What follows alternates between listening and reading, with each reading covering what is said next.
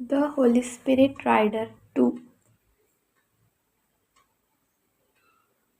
ఈ యానిమేషన్ క్రైస్తవులకు మాత్రమే.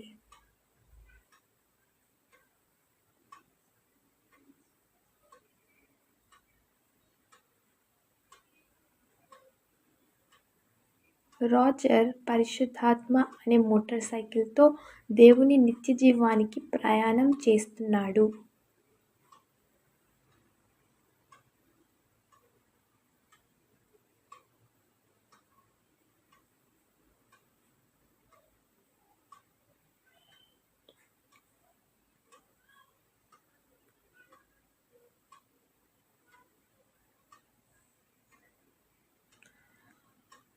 దేవుని యొక్క పోరాడే పైలట్స్కి మరియు సాతాను డ్రాగన్స్కి మధ్యలో భీకర పోరు నడుస్తుంది.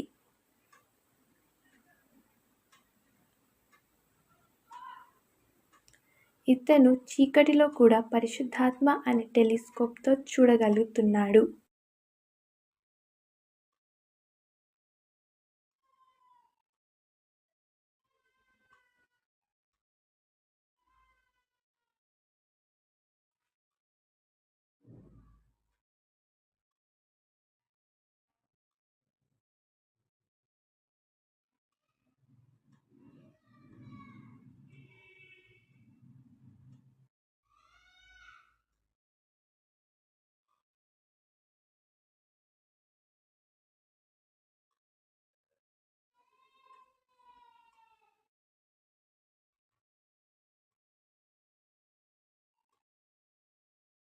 దేవుని సైనికులు ఆ పోరులో ఓడిపోతున్నట్లు కనిపిస్తుంది.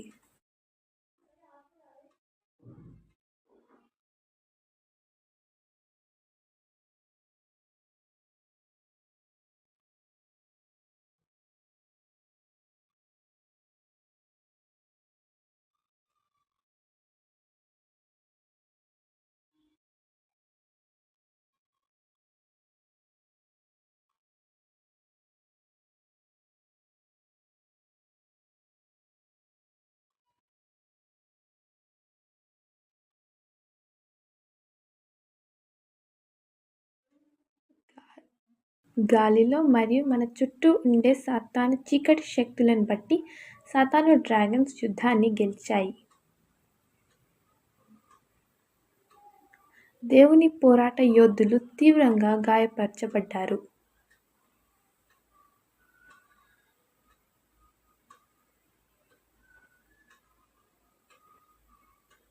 రాజర్, దేవుని సైనికులు భయానికి, గందరగోళానికి గురయ్యారు.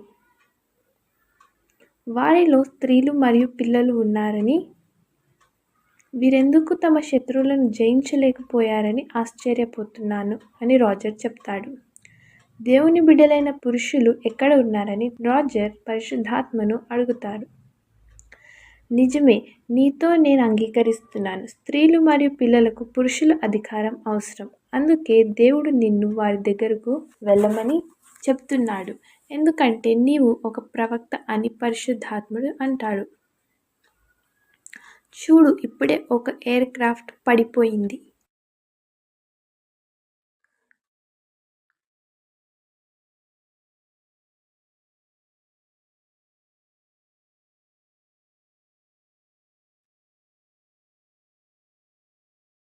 అవును, కానీ అందులో మహిళ సజీవంగానే ఉంది అని రోజర్ చెప్తాడు. వెళ్ళు రోజర్, వెళ్ళి ఆమెను త్వరగా రక్షించు, లేదంటే వారు ఆమెను పట్టుకుంటారు.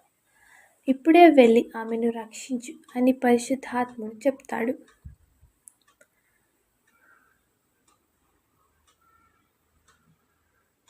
అంతలో వేటగాళ్ళు వారు తప్పిన పైలట్స్ కోసం వేటాడుతున్నారు.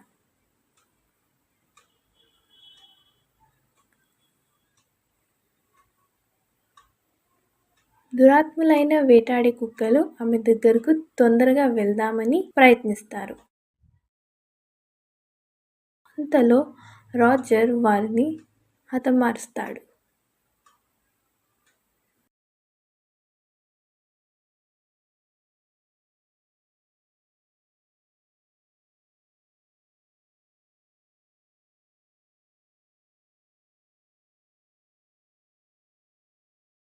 ఎలా ఉన్నాను సహోదరి అని రోజర్ అడుగుతాడు. నేను బానే ఉన్నాను కానీ కన్ఫ్యూజన్లో ఉన్నాను అని ఆమె చెప్తుంది. ఎందుకు కన్ఫ్యూజన్లో ఉన్నావు అని రోజర్ అడగగా ప్రతి క్రైస్తవుడు అసంపూర్ణుడు అని ఆమె చెప్తుంది.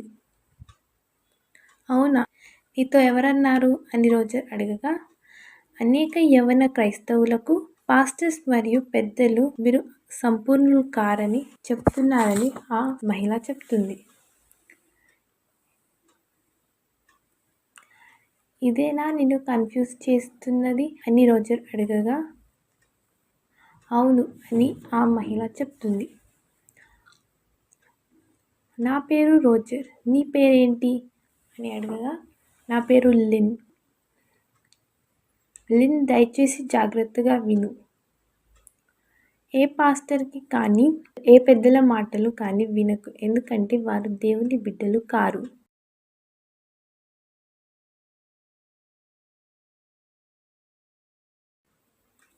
మత్తయి 5:48లో యేసు ప్రభువు ఇలా చెప్పారు, మీ పరలోకపు తండ్రి పరిపూర్ణుడు గనుక మీరును పరిపూర్ణులుగా ఉండెదరు అని రోజర్ చెప్తాడు. అవునా, యేసు ప్రభువు అలా చెప్పారా అని ఆ మహిళ ఆశ్చర్యపోతుంది. నాతో ఎవరు ఇలా చెప్పలేదే అని మహిళ చెప్తుంది. దేవుని దృష్టిలో నీవు పరిపూర్ణమైన దానవు. నీవు తప్పక దేవుని ఆజ్ఞలను పాటించాలి.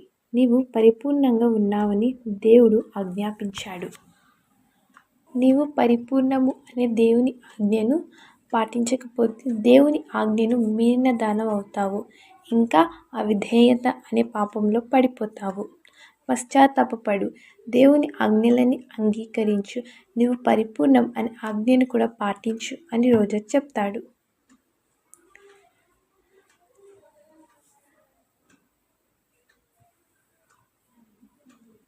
లిన్ తన అవిధేయతకు పశ్చాత్తాపపడుతుంది, దేవుని ఆజ్ఞలన్నింటినీ అంగీకరిస్తుంది.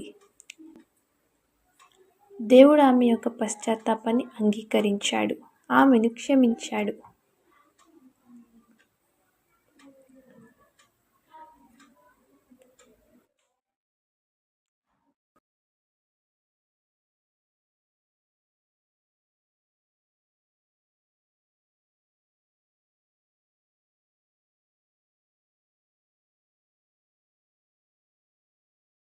లిన్, చూడు, దేవుడు నిన్ను క్షమించాడు, తన పరిశుద్ధాత్మను నీకు తిరిగి ఇస్తున్నాడు అని రోజర్ చెప్తాడు.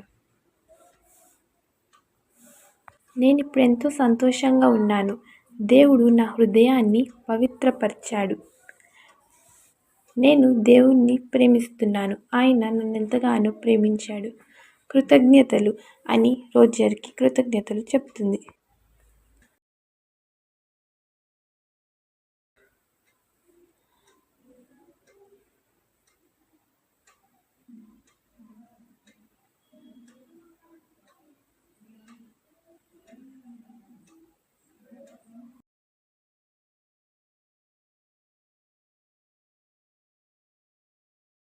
కామ్రేడ్స్ అండ్ ఫ్రెండ్స్, అందరూ జాగ్రత్తగా వినండి. దేవుడు పరిపూర్ణుడు కనుక మీరును పరిపూర్ణులై ఉండుడని దేవుడు ఆజ్ఞాపిస్తున్నాడు.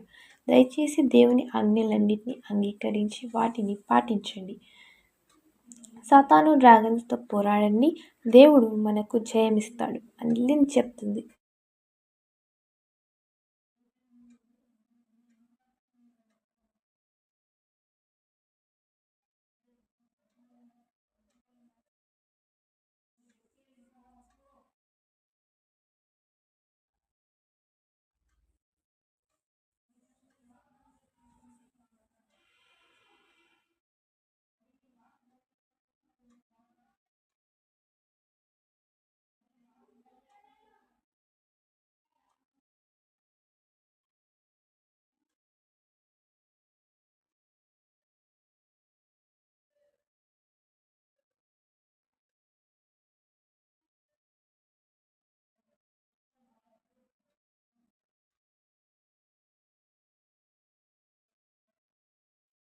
పారిపోండి, దేవుని పైలట్స్ మనకంటే చాలా శక్తివంతులు. పారిపోండి అని సాతాను డ్రాగన్స్ ఎంతో భయంతో పారిపోవాల్సి వస్తుంది.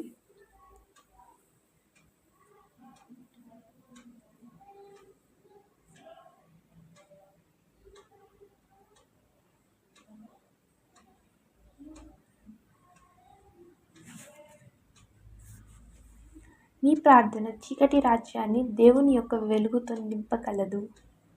అపోస్తల కార్యములు 26:18. మనము గెలిచాము, సాతాను డ్రాగన్స్ని ఓడించాము. నేను ఈ వెలుగును ప్రేమిస్తున్నాను. ఈ వెలుగంటే నాకెంతో ఇష్టము. దేవుని రాజ్యాన్ని స్పష్టంగా చూస్తున్నాను. దేవుణ్ణి అర్థం చేసుకోగలుగుతున్నాను. దేవుడు మనల్ని సాతాను రాజ్యం నుండి రక్షించాడు. దేవుని నిత్య రాజ్యంలోకి చేర్చాడు. యుద్ధ విమానాలు దక్షిణ దిక్కున ఎగురమని దేవుడు ఆజ్ఞాపించాడు. రాజర్ దేవుని నిత్య రాజ్యం దిశగా ప్రయాణం కొనసాగించాడు.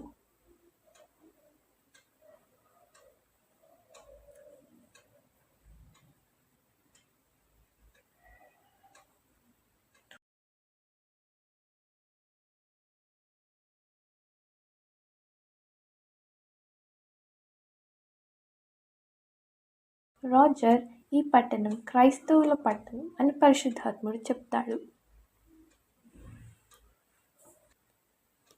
ఈ క్రైస్తవులు ఎవరు అని రాజర్ అడుగుతాడు.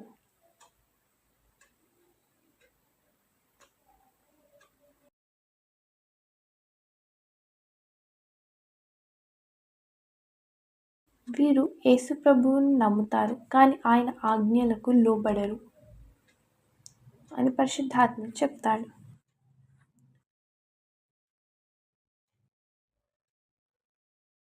ఈ పట్టణంపై ఉన్న ఆ దట్టమైన నల్లటి మేఘం ఏమిటి అని రోజర్ అడగగా, కొలసి 1:13 రాసిన ప్రకారం సాతానుకు సంబంధించిన చీకటి శక్తి అని పరిశుద్ధాత్ముడు చెప్తాడు. ఈ చీకటి క్రైస్తవులను దేవుని సత్యం తెలుసుకోకుండా గుడ్డితనాన్ని కలిగిస్తుంది. నీవు ఆ పట్టణంలోకి వెళ్ళి అక్కడ కొందరు క్రైస్తవులను కలవాలని దేవుడు కోరుతున్నాడు. వారు దేవుని కొరకు ఆకలిగొని ఉన్నారు. వారిని కలవడానికి నేను నిన్ను నడిపిస్తాను అని పరిశుద్ధాత్ముడు చెప్తాడు.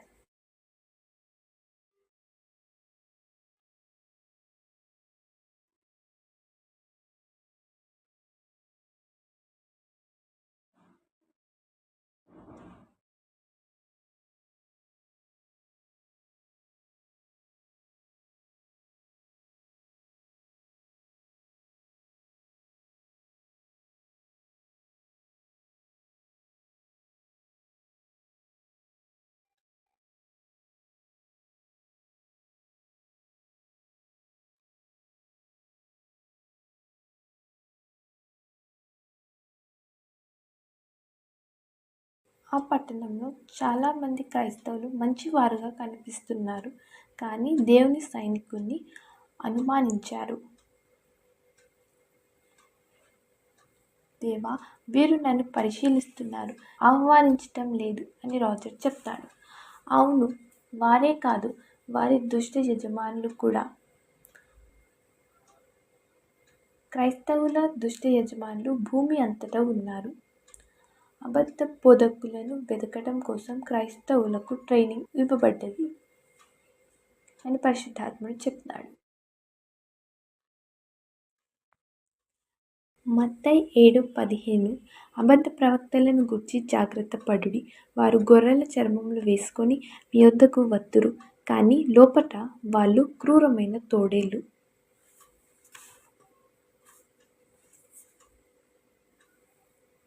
ఈ దుష్ట యజమానులు క్రైస్తవులను దేవుని సైనికులకు విరుద్ధంగా నిలబెడతారు.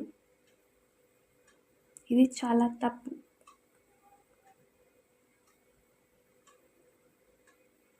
రోజర్, జాగ్రత్త, వేటగాడు నిన్ను అటాక్ చేస్తున్నాడు. చింతించకు, నేను నీకు సహాయం చేస్తాను అని పరిశుద్ధాత్మ చెప్తాడు.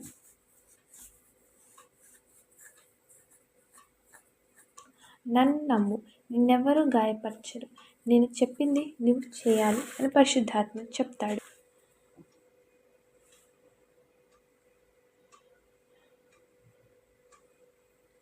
నేను చెప్పే వరకు వేచి ఉండు.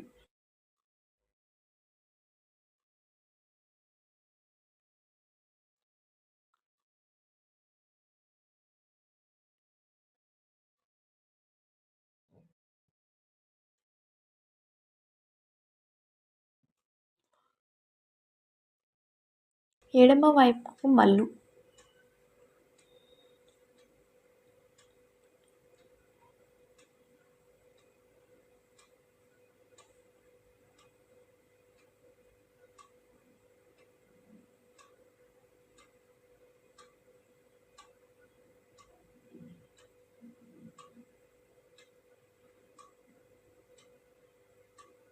ఇది ఒక దాగి ఉన్న భవంతి.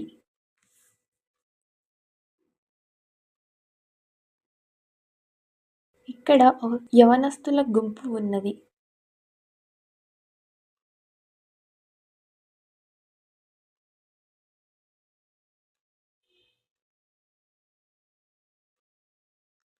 రోజర్, వీరంతా క్రైస్తవ పిల్లలు.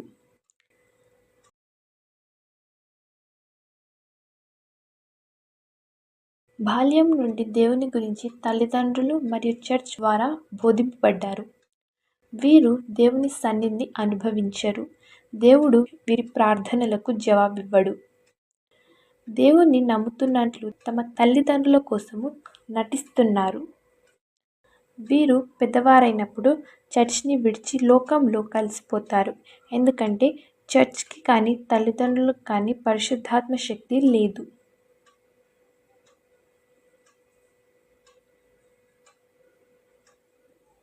రోమా 8:9 ప్రకారం దేవుని ఆత్మ మీలో నివసించి ఉన్న ఎడల మీరు ఆత్మ స్వభావము కలవారి కానీ శరీర స్వభావము కలవారు కారు. ఎవడైనను క్రీస్తు ఆత్మ లేనివాడైతే వాడాయన వాడు కాడు. వీరి కోసం ప్రార్థించు, ఇక్కడి నుండి బయలుదేరు అని పరిశుద్ధాత్మ చెప్తాడు.